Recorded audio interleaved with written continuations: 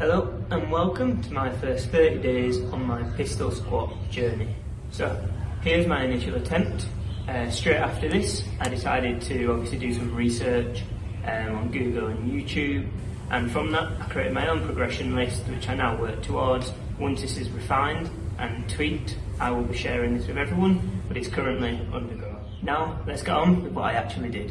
For the first week I just wanted to get the ball rolling. So I started with some bodyweight squats, standard ones, followed by narrow stance squats, and then I finished this session off with one leg box squats, but just the eccentric part. I made sure that every set and rep was controlled as much as possible, and this definitely worked because my legs were killing afterwards for at least 3 or 4 days. Once recovered, it was Christmas Eve, but I still wanted to get some training in, so I just did one leg box squats, but just the standing up part only, and then I finished this off with split squats.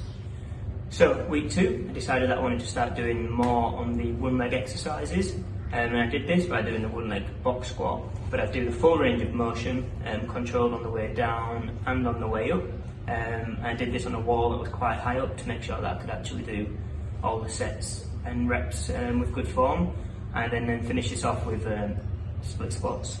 So at this point I had realised that less sets but higher quality were definitely more effective, so I did the same 2 exercises again, but decided to add a third burnout exercise to actually make sure I was pushing my legs enough to actually be progressing with the strength.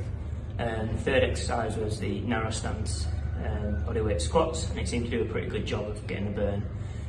But with this week I only managed to get 1 set on that last exercise because I decided to superset it with a shoulder workout in the boiling heat, stupid humidity, and I felt seriously sick. So week 3 I managed to actually find a gym nearby that only cost $1, and I thought in order to keep it, mix it up a little bit and stop myself getting too bored of the exercises, I'd actually do some weight training this week. So I did the leg press and weighted lunges, and these definitely hit from a new angle because I was aching once again.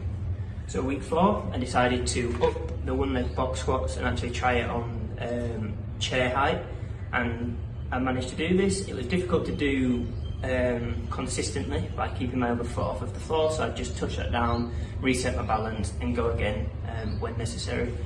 And then obviously finish with split squats and then narrow stance bodyweight squats. And this obviously all worked very well because I repeated this again. So after all this training, it was eventually time to try and do the one leg pistol squat again.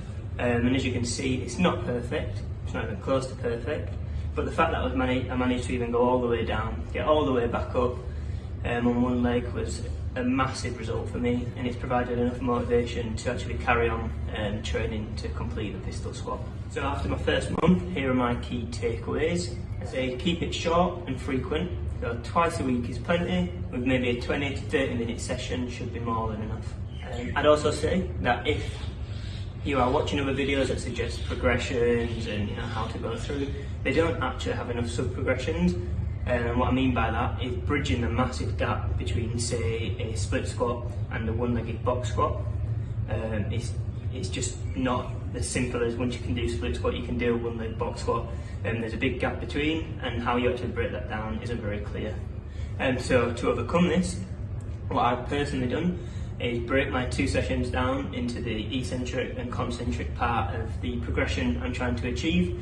So as you had seen earlier, I do 1 session on the eccentric of the box squat, 1 session on the concentric, maybe do this for a week, 2 or even 3, and then try the full range of motion again and see where you're at. And it seemed to work pretty well for me.